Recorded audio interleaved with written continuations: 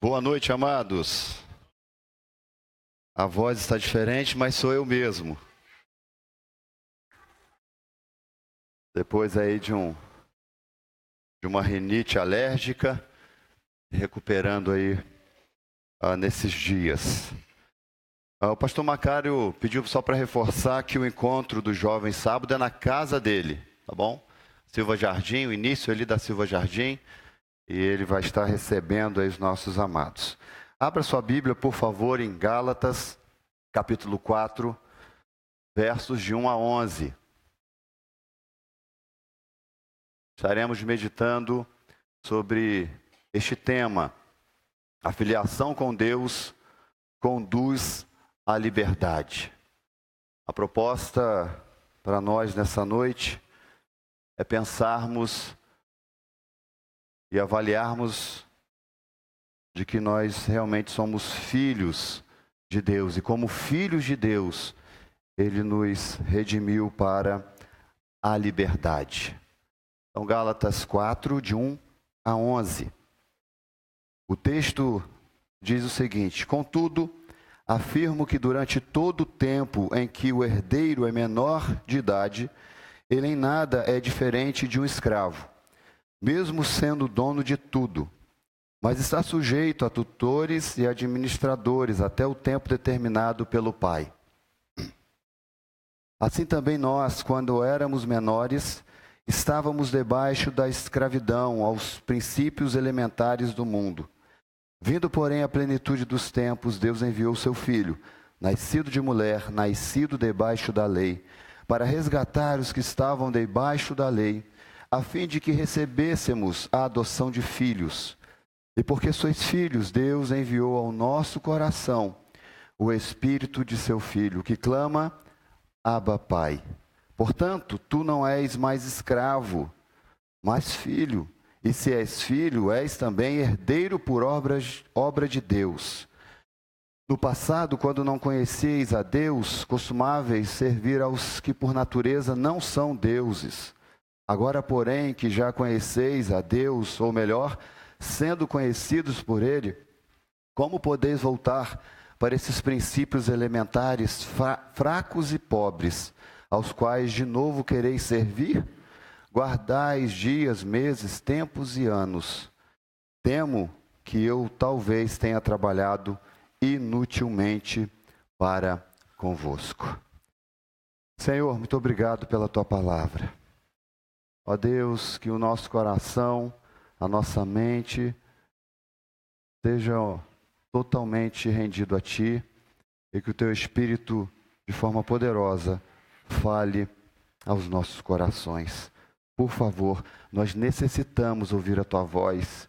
Nós, ó Pai, precisamos desesperadamente de sairmos daqui edificados pela tua palavra.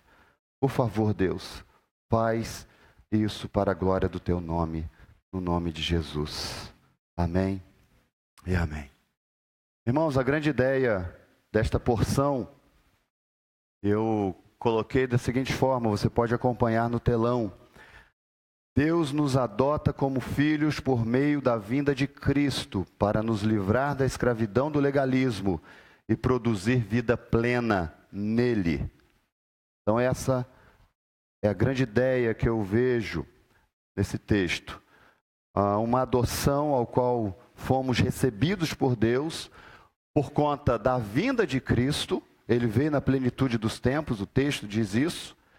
Ele nos liberta da escravidão do legalismo, da religiosidade, e Ele produz em nós, então, uma vida plena, que só é plena por estarmos nele. Fora dele não existe plenitude de vida, embora Ele já tenha vindo na plenitude dos tempos. Há quem viva neste mundo sem ter vida plena. Por quê? Porque o Filho de Deus ainda não nasceu nesse coração. Mas para aqueles que o Filho nasceu, eles se tornam também filhos, herdeiros e co-herdeiros, juntamente com Cristo. Por isso que, a nível de introdução, gostei muito do que um comentarista disse, e ele fala o seguinte, o Wisber: uma das coisas mais tristes do legalismo é que ele dá uma aparência de maturidade espiritual, quando na verdade faz o cristão regredir a uma segunda infância em sua experiência com Deus. Assim como muitos cristãos em nossos dias buscam o aperfeiçoamento da fé através de leis e rituais, que tem mais a ver com uma regressão de sua fé do que um crescimento espiritual. É notório a gente perceber isso. E não sei se você de repente já teve essa experiência com algum amigo seu, que começou a implantar algum tipo de meio, de mecanismo, para poder dizer que estava vivendo um tempo espiritual diferente do que ele já tinha vivido ao longo de toda a sua vida. E tais pessoas acham que ao colocar elementos na sua fé, ou elementos na sua vida, esses elementos vão tornar mais espiritual do que você.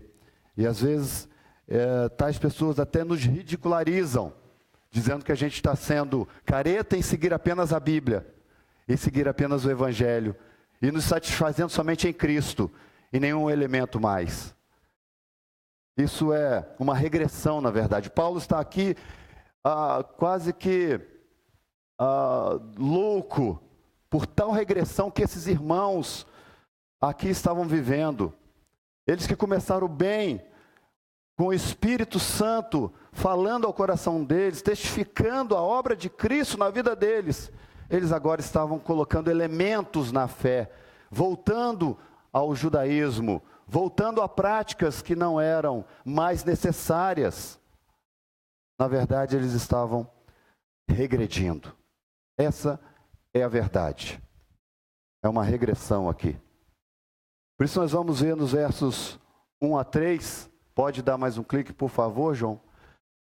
O primeiro ponto que a gente vai ver dos versos 1 ao 3 é a condição do homem debaixo da lei. Paulo vai então dizer a eles qual é essa condição. E o texto fala de uma metáfora acerca do herdeiro, o menor de idade e o escravo. Obrigado, Ivone. E a metáfora vai justamente falar de que o herdeiro, sendo menor de idade, ele em nada é diferente de um escravo, mesmo sendo dono de tudo, mas está sujeito a tutores, administradores, até o tempo determinado pelo pai. E assim também nós, quando éramos menores, estávamos debaixo da escravidão aos princípios elementares do mundo. Paulo faz uma comparação em que o filho, o herdeiro aqui, vamos pensar no filho de alguém que tenha propriedades, ele não é diferente de um escravo. Por quê? Porque ele tem que dar satisfação da sua vida, ele ainda não é um adulto, ele ainda não é alguém que pode cuidar dos bens da família, muito menos dele mesmo. E a gente vai ver de que no período romano, no mundo romano, as crianças das pessoas ricas eram entregues aos cuidados desses servos, de escravos até. E eles então cuidavam dos filhos.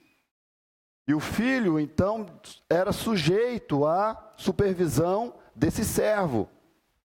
E a criança então não é diferente dele, porque o servo prestava contas ao Senhor e o filho prestava contas ao servo. E o dono de tudo, obviamente, cuidava de tudo, tanto do servo quanto do filho. Mas os cuidados iniciais eram os servos, eram estes que cuidavam, como diz o verso 2, tutores, administradores, pessoas que cuidavam. Paulo então usa dessa expressão ou dessa metáfora para dizer que nós éramos também dessa forma.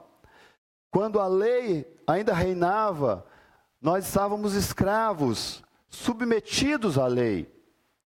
Mas por conta de Cristo ter vindo, nós então fomos libertos desse tutor da lei, desse administrador. A lei administrava, a lei conduzia o povo até Cristo. A lei era importante para poder conduzir a Cristo, até o tempo de Cristo. E Paulo então traz luz ao argumento anterior, né, afirmando que a posição do cristão não é mais subjugada à lei, mas agora sobre os benefícios encontrados em Cristo. Ele vai terminar o verso 29 do capítulo anterior dizendo isso: se sois de Cristo, então sois descendência de Abraão e herdeiros conforme a promessa. E tal promessa, esta promessa dada a Abraão, havia sido pronunciada antes mesmo da elaboração da própria lei em Moisés. A promessa já estava antes da existência da própria lei. A lei, então, como eu disse, era um guia. O verso 24 vai falar disso, que a lei era um guia para nos conduzir a Cristo. Para nos conduzir a Cristo, por conta dessa promessa que já havia sido lançada lá em Abraão. Assim, então, ao levar os Gálatas de volta ao legalismo, os judaizantes os conduziam não apenas, amados, à servidão religiosa, mas preste atenção, eles também eram levados a uma infância e imaturidade moral e espiritual.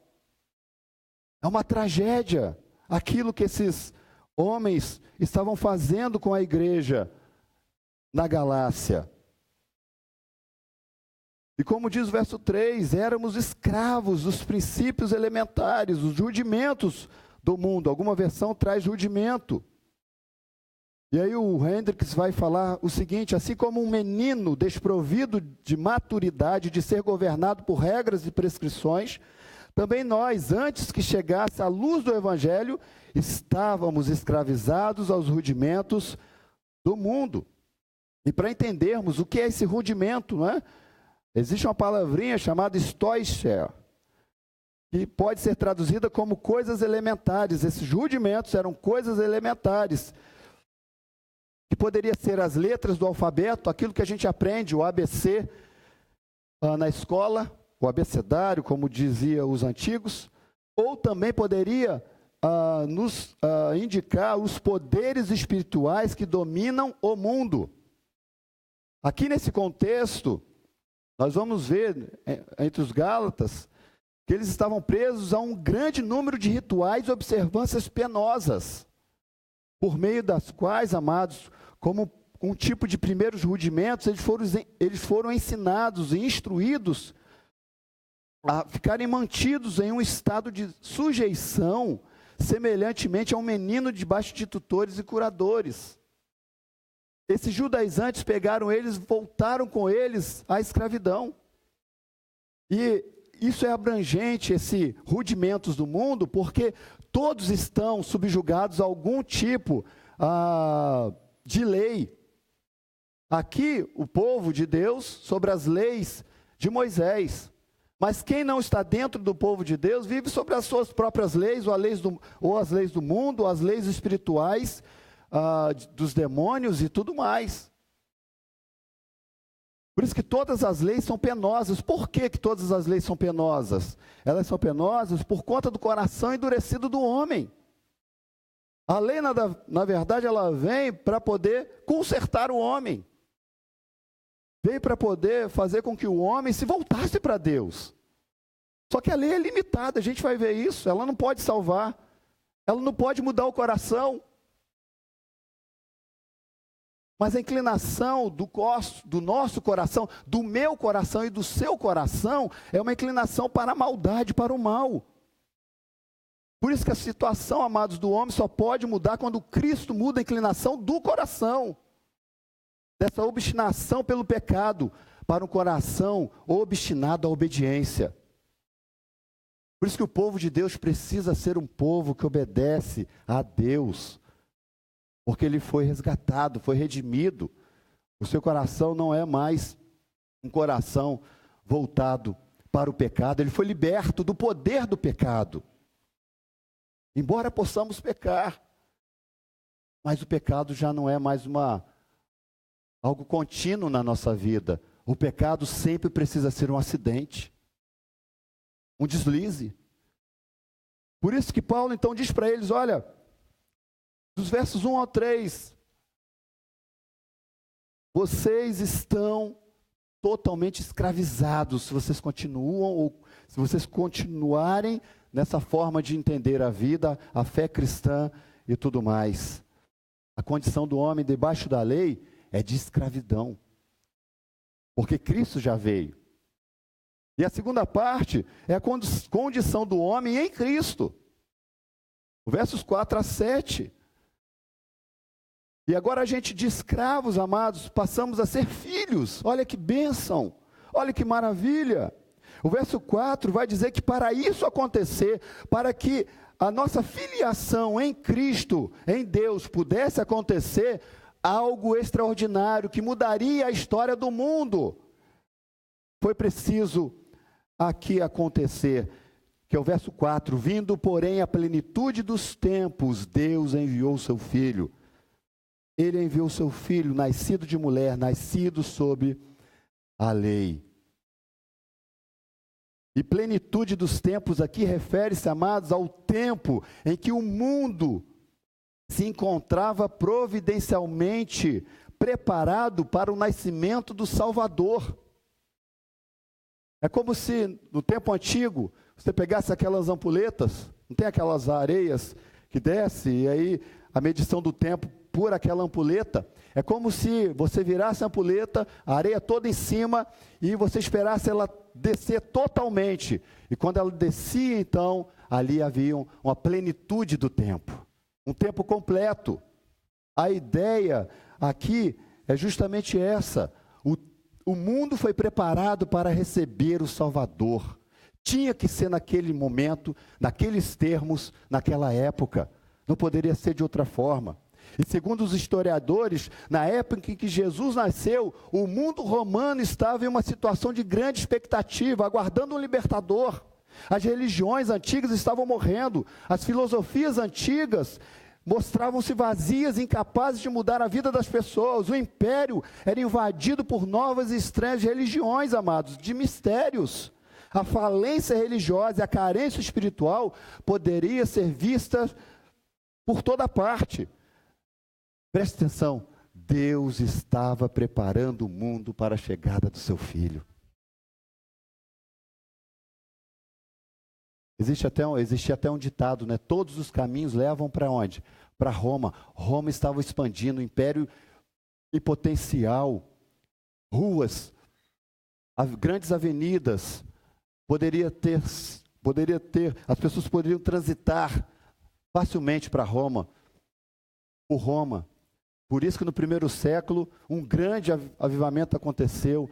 Quando os crentes foram dispersos por conta da perseguição, eles alcançaram regiões e regiões e regiões. Por quê? Porque Deus preparou o mundo para aquele momento. Tudo conspirou para isso, para a plenitude do tempo. Preste atenção, não foi o tempo que colocou Deus em movimento, mas foi Deus quem fez o tempo andar. Tudo foi planejado desde a eternidade. Deus já sabia o que ia fazer antes mesmo de criar todas as coisas. Ele não foi pego de surpresa. Esse Deus maravilhoso, amados, tinha tudo no controle de suas mãos. Assim como ele tem, a história está sobre o domínio de Deus. A história, a humanidade. Por isso que nós não podemos perder a nossa fé jamais, porque Deus continua operando na história e cumprindo na história os seus propósitos e os seus desígnios. Paulo, então, ressalta aqui, amados, também as duas naturezas de Cristo, que ele vai dizer de que foi nascido de mulher e Deus enviou o seu Filho, nascido de mulher. Quem enviou? Foi Deus quem enviou. Deus envia seu Filho. Aqui temos a perfeita natureza divina do próprio Cristo. Ele não veio a partir daquele momento, ele já existia. Deus enviou ele. E a gente vai ver melhor daqui a pouco. Ele também foi nascido de mulher, ou seja, a sua natureza humana. E dentro dessa natureza humana é muito interessante a gente refletir lá em Gênesis 3,15, que já havia sido lançado essa promessa de que o filho, o descendente da mulher, esmagaria a cabeça da serpente. O Cristo iria pronunciado lá, pós-queda, ele foi pronunciado lá que nasceria de uma mulher, seria descendente dela. Isaías 7,14 diz que a virgem ficará grávida e dará à luz um filho, e chamará Emanuel.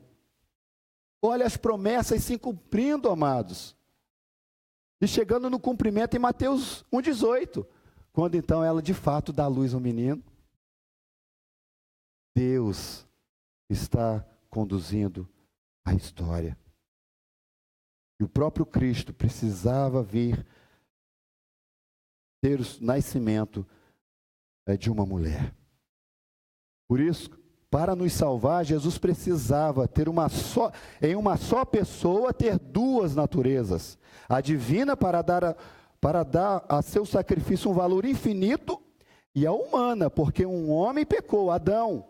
E por isso um homem devia pagar pelo pecado e entregar sua vida em perfeita obediência a Deus. Então haveria necessidade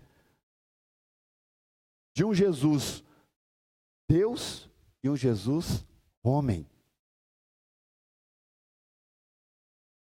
Ele, como filho de Deus, como um Jesus homem, ele também era pré-existente. Antes de vir ao mundo, ele já existia em glória eterna com o Pai. Ele não passou a existir, ele é o Pai da eternidade. Não foi criado, ele é o Criador. Não teve começo, ele é a origem de todas as coisas, amados. O Filho de Deus é divino. Ele é Deus coigual, coeterno, consubstancial com o Pai. Deus de Deus, luz de luz, autoexistente, imenso, infinito, eterno, imutável, onipotente, onisciente, onipresente. Mas este que nem os céus dos céus pôde conter, precisou nascer de uma mulher. Ele entrou no meio de nós, ele veio em nosso meio, pela porta do nascimento. Fez-se carne, vestiu a nossa pele, calçou as nossas sandálias e tornou-se em tudo semelhante a nós, exceto no pecado. Hebreus 2, 17, 4, 15 fala isso. Ele é perfeitamente Deus, ele é perfeitamente homem. Ele é divino e ele é humano. Por isso que Jesus, como Deus, não teve mãe, e como homem, não teve pai. Interessante isso. Para justamente ser o nosso Redentor. De outra forma, seria impossível. Não teria como acontecer. E o texto diz, amados, verso 5, que isso aconteceu, a plenitude veio, ele nasceu, Deus enviou, ele nasceu de mulher. Ele veio debaixo da lei, não é? Ele veio para cumprir a lei. Ele foi o único que pôde cumprir toda a lei por nós. Ele esteve sujeito à lei para poder o quê? Nos resgatar. O verso 5 fala isso. Para resgatar os que estão debaixo da lei. E resgatar aqui é libertar mediante ao pagamento de um preço. Qual foi o preço? A sua própria vida. A sua própria vida. Um homem, amados, poderia comprar um escravo em qualquer cidade romana para mantê-lo escravo ou libertá-lo. Isso poderia acontecer. E nesse tempo aqui havia cerca de 60 milhões de escravos no Império Romano. Jesus então veio nos libertar. Ele não nos comprou para nos manter escravos, mas para nos tornar filhos, porque o texto fala isso, a fim de que recebêssemos a adoção de filhos. Adoção de filhos, fomos adotados. Por isso que essa redenção, e Hernandes vai dizer isso, de Cristo, ela tem um duplo aspecto. A libertação da escravidão à lei e a libertação para algo maior, e neste caso, a filiação. Ele nos liberta do legalismo da lei, mas Ele nos liberta não por apenas estarmos livres, Ele nos liberta para sermos filhos de Deus. Você pode dizer amém? Você é filho de Deus. Eu sou filho de Deus. Nós somos chamados de um povo que tem um Deus como Pai. E que vamos viver eternamente essa relação com Ele. Que começa aqui e agora. Que vai para a eternidade. Isso é maravilhoso. Por isso que Paulo fica indignado. Ele vai terminar essa porção, no verso 11, indignado. Porque como pode você, ter a condição de filho, estar na condição de filho, e se voltar aos rudimentos judaizantes, como um retrocesso na sua caminhada com Deus? Como pode você ter liberdade em Deus e agora ser escravo? Como pode você que experimentou Deus, anda com Ele, tem acesso a Ele, e de uma hora para outra quer abandonar tudo? Quer virar as costas para Deus por coisa tão pequena? Não tem como, amados. Quando olhamos esse Deus maravilhoso, que nos resgata e nos torna filhos, como pode um filho abandonar o seu pai? E não é um pai humano, é um pai divino. Eu não sei se você está pensando em desistir de Deus. Não faz isso não, porque você só vai ter tragédia na tua vida. Eu digo mais, se você é filho, isso jamais vai acontecer, porque Deus não deixa um filho seu desamparado. Ele não deixa um filho seu a mendigar o pão. Nos momentos de tristeza e tribulação que você vive, Ele está lá do seu lado. Ele de alguma forma vai aquecer e acalentar o seu coração. É assim que vivemos com o Senhor, amados. É assim que vivemos com Ele. Por isso que o verso 6 vai dizer de que nessa condição de filhos, que fomos adotados, nós somos filhos, e Deus então enviou ao nosso coração o quê? O Espírito do seu Filho. Nós então agora temos acesso ao Espírito Santo de Deus. Agora é muito interessante, porque ele faz uma distinção aqui. E porque sois filhos, Deus enviou ao nosso coração o Espírito dele. Aí aqui a gente vai fazer aquela identificação, né? Porque nem todos são filhos. Todos somos criaturas, fomos criados. Mas filho de Deus só é aquele que nasce de novo. Tem uma nova natureza. Se você não tem uma nova natureza, você não nasceu de novo. Se você não nasceu de novo, você não tem Deus como Pai. Por isso você não é filho de Deus.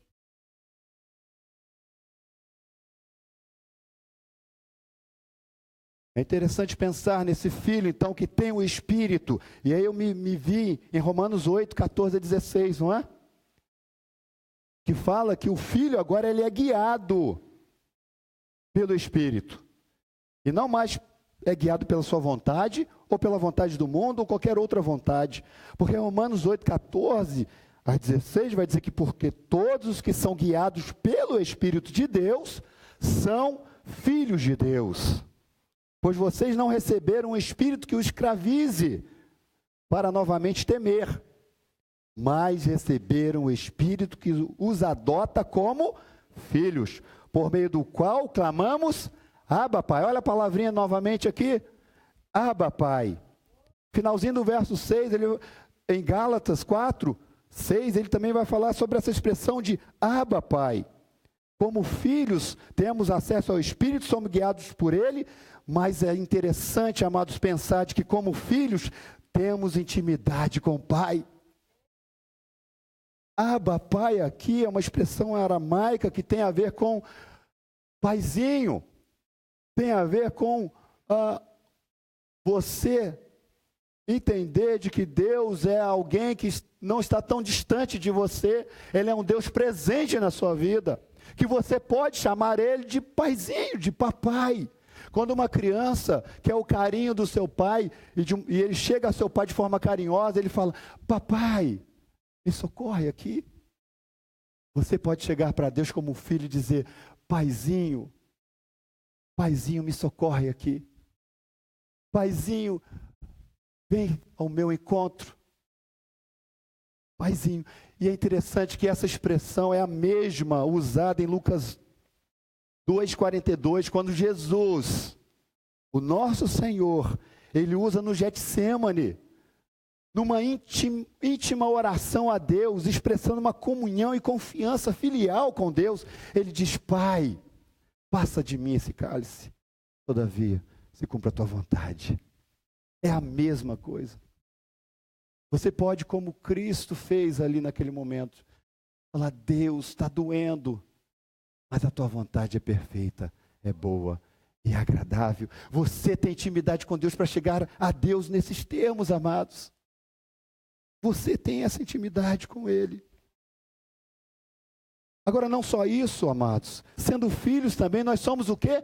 Herdeiros. O verso 7 fala sobre isso. Portanto, tu não és mais escravo, mas filho. E se és filho, és também herdeiros dele. E aí, dando sequência a Romanos, 8, a gente viu até o 16, olha o que diz o 17.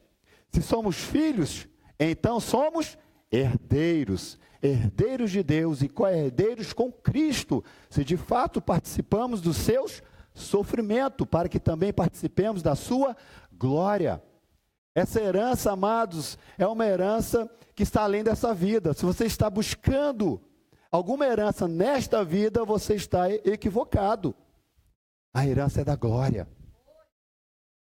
E o que nós vamos ter nessa vida são sofrimentos. Nós iremos nos identificar com os sofrimentos de Cristo. Por isso que o próprio Cristo disse que nós teríamos aflições nesse mundo.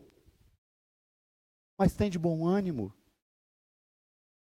Em Cristo, se nós somos filhos, assim como o filho maior, o filho primeiro venceu, nós em Cristo venceremos também. Venceremos também. Por isso que antes de você desfrutar dessa plenitude de glória que está preparada para você por herança, você ainda vai passar uns maus bocados aqui. Mas fique firme, porque Deus tem algo maior. E Romanos 8 fala sobre isso. Deus tem algo maior reservado para mim e para você, muito maior. Isso aqui tudo é fichinha que nós vivemos, porque o que Ele tem para nós é maior e é melhor.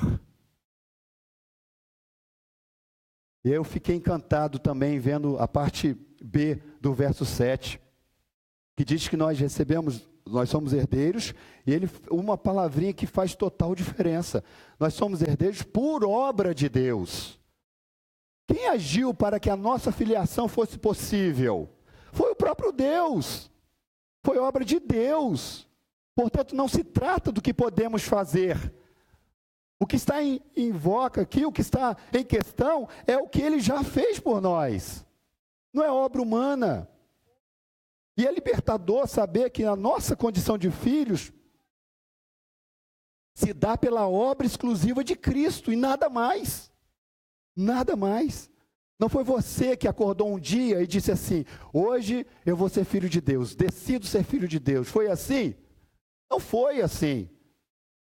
Você estava de costas para Deus, você estava blasfemando o nome de Deus, seja numa vida religiosa que você tinha, ou seja numa vida promíscua que você tinha. O que nós estamos vendo aqui é o próprio Deus. Paulo estava dizendo para eles: ó Gálatas, Deus fez uma obra, Deus fez algo para poder tornar vocês filhos dele. E agora vocês estão jogando tudo a perder. Tudo a perder. E terceiro e último, nós vamos ver então, que mediante a essa vida sobre a lei, só tem escravidão. Uma vida em Cristo, nós temos liberdade plena. Agora Paulo vai dar uma exortação quanto à vida cristã. Versos 8 a 11. Ele vai dizer isso. No passado, quando não conhecias a Deus, costumáveis servir aos que por natureza não são deuses. Aqui Paulo logo de cara fala sobre a escravidão que gera uma servidão inútil. A vida de vocês estava sendo inútil. Inútil. Aqueles que são ignorantes acerca do verdadeiro Deus estão predispostos a seguir falsos deuses. Falso por quê? Porque Deus só existe um, não existe outro. As religiões podem falar de deuses. No tempo antigo, vários deuses. Mas isso tudo é balela, amados. Isso tudo não existe. Nada disso existe. Só existe um Deus. E Paulo fala isso aqui para eles. Vocês costumavam servir aos que, por natureza, não são deuses. Agora, o único Deus, ele tem natureza de Deus. A natureza dele é divina. Aí, novamente, o comentarista, o Wisber, vai dizer de que eles largaram a escola da graça para se matricularem no jardim de infância da lei. A verdadeira adoração, então, amados, somente pode ser feita àquele que por natureza é Deus. E quem por natureza é Deus? É o único, o nosso Deus. Aquele que se revelou no Antigo Testamento como eu sou, a Moisés, a Faraó e por aí em diante. E que no tempo presente, na plenitude, ele foi personificado pelo próprio Cristo. É esse Deus, que é o único com natureza divina. Tudo que é contrário a isso é balela. É balela. Por isso que a gente não pode adorar pessoas. Pessoas não têm natureza divina. Somente Deus. Não podemos adorar objetos, esculturas. A sua adoração só pode ser real se for direcionada a Deus, o grande eu sou revelado. Só dessa forma. E eles estavam equivocados. Equivocados. O verso 9, agora porém que já conheceis a Deus, ou seja, agora vocês conhecem a Deus.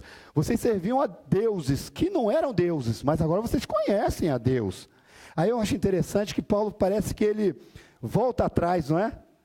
Mas ele faz questão de deixar o relato aqui. E ele diz, olha, agora que vocês já conhecem a Deus, ou melhor, sendo conhecidos por Ele, como podeis voltar para esses princípios elementares, fracos e pobres, aos quais de novo quereis servir? E na verdade Paulo enfatiza aqui, não tem como. Nós só conhecemos a Deus porque Deus nos conheceu primeiro. Nós só podemos dizer hoje que amamos a Jesus porque Ele veio ao nosso encontro primeiro. Ele nos amou primeiro, a palavra de Deus diz. É por isso que você ama a Deus, ou deveria amar. Porque Ele te conheceu primeiro, Ele sabe quem é você. Ele te criou para viver com Ele, para Ele, sob a filiação dEle. E o capítulo 3, né, versos 1 e 2, ele já havia alertado isso.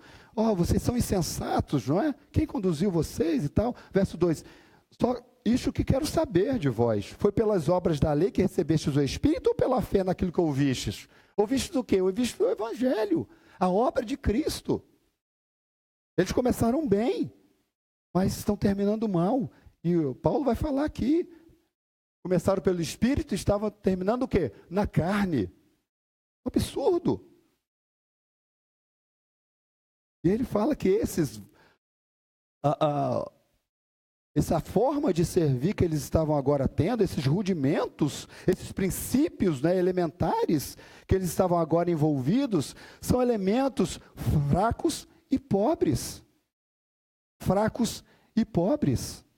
Fracos porque as leis eram impotentes para salvar. E pobres porque as leis não oferecem as riquezas contidas no Evangelho, oferecendo uma herança eterna.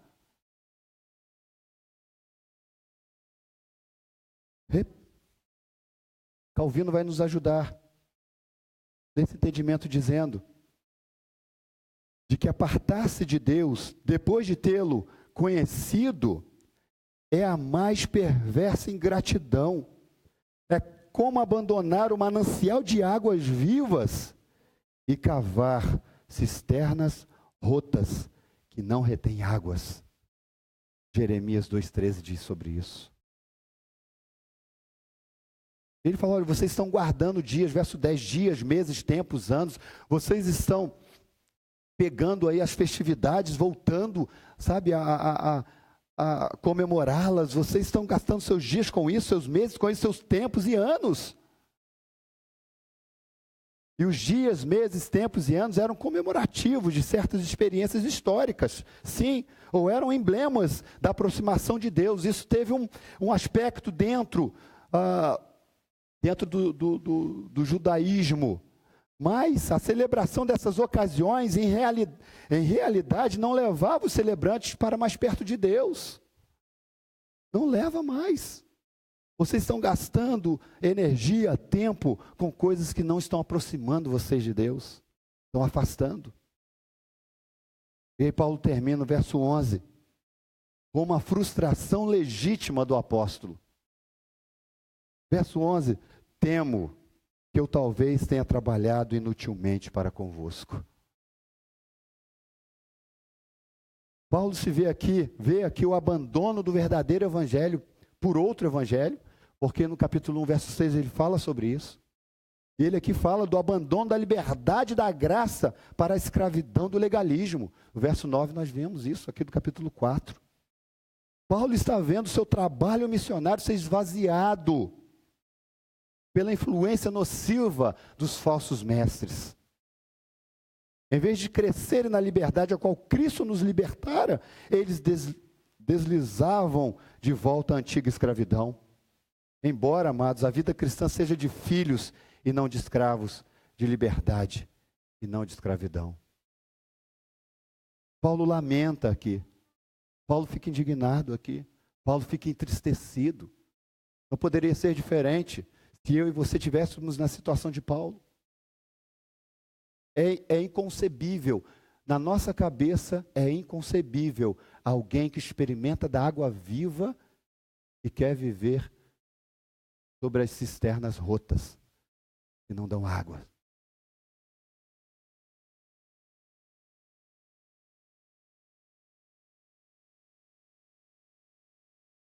É muito interessante pensar sobre essa filiação que nós temos com Deus, né?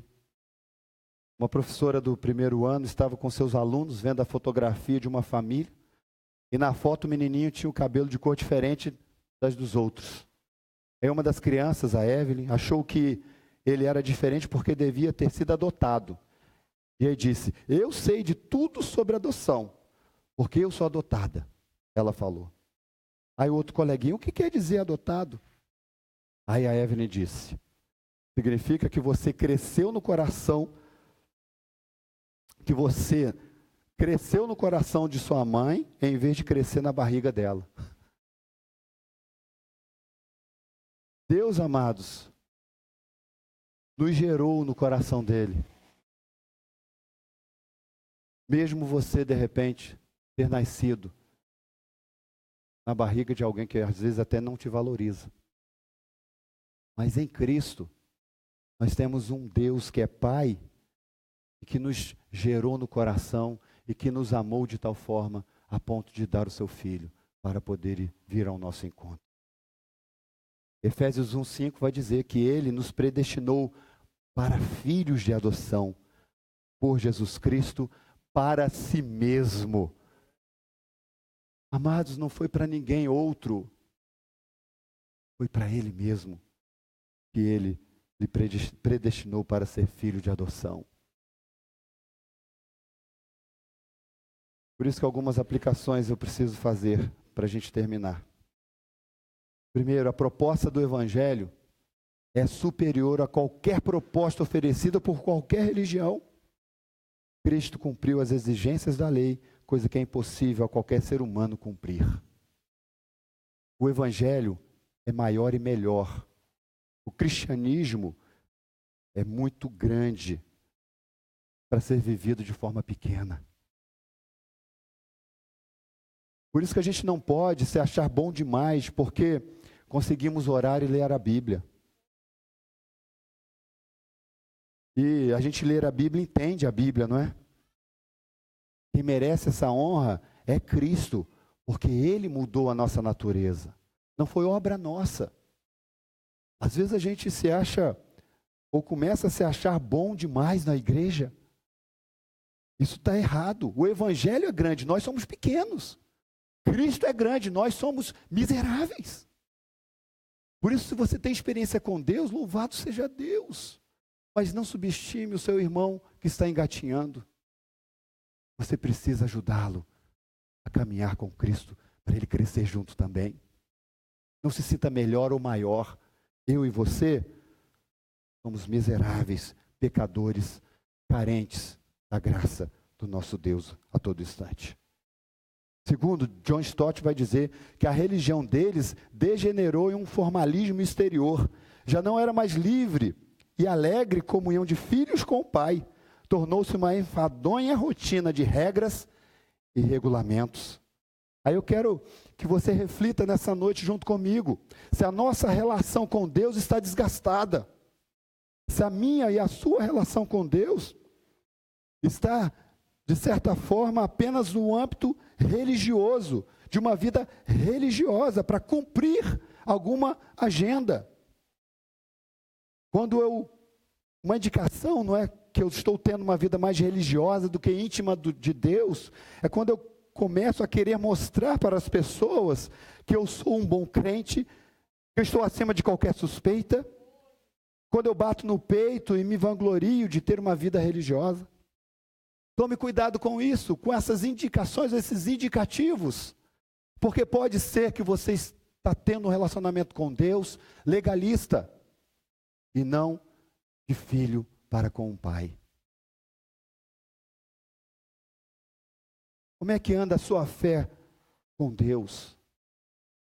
O seu amor para vir para a casa de Deus, para cultuar o seu Deus, o seu Pai?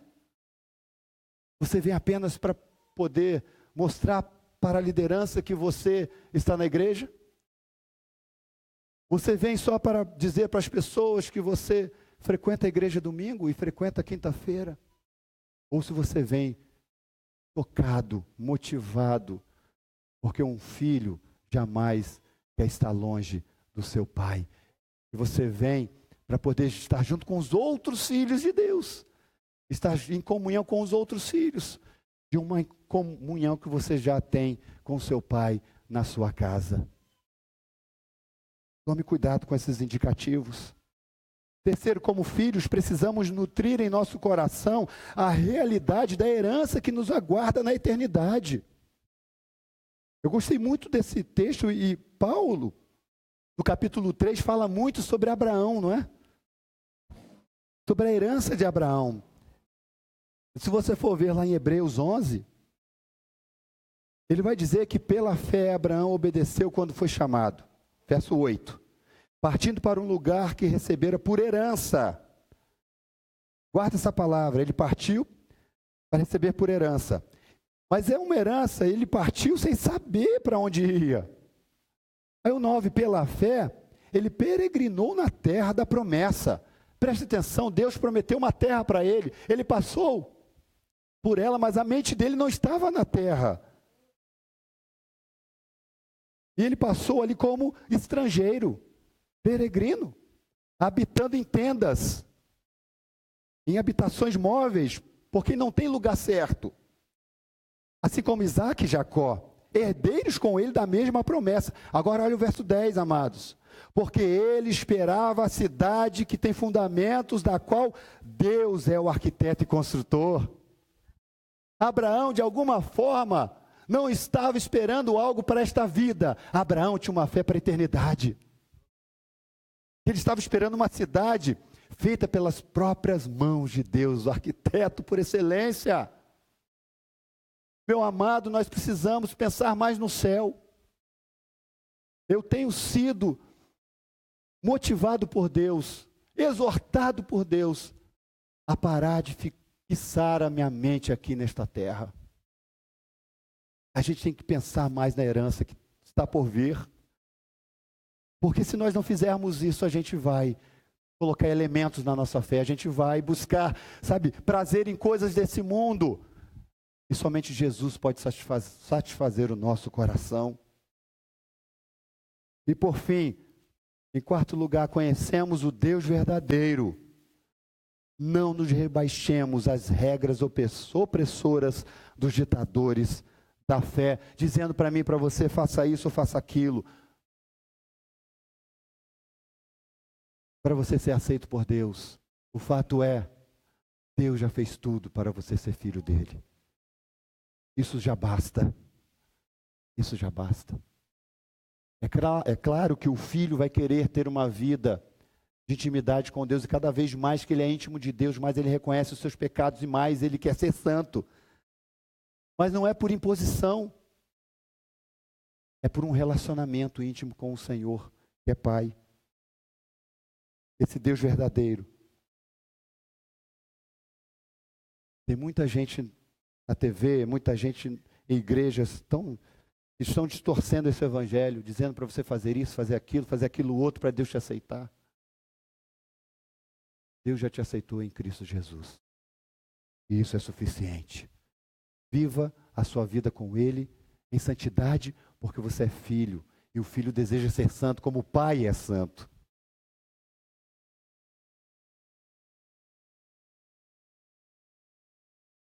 Que Deus nos ajude. Que Deus esteja nos ajudando a entender. Mais um clique, por favor, João. De que Deus nos adota como filhos por meio da vinda de Cristo para nos livrar da escravidão do legalismo e produzir em nós uma vida plena somente nele. Abaixe sua cabeça. Vamos orar? Vamos agradecer? Quero pedir ao pastor Macário, por favor, ore neste momento.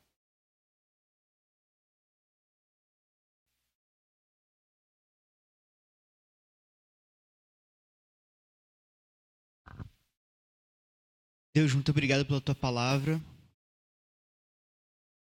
porque ela entra no nosso coração, ó Deus, e faz a gente refletir, pensar em tudo o que temos vivido, porque é certo, ó Deus, que a tua palavra, ela muda, ó Pai, a nossa história. Obrigado, Senhor, porque nós não estamos mais presos aos rudimentos desse mundo. Nós já alcançamos, ó Deus, a maturidade em Cristo Jesus. E se há alguém aqui essa noite, ó Deus, que ainda não encontrou a Cristo, que o Senhor fale o coração dessa pessoa, Deus.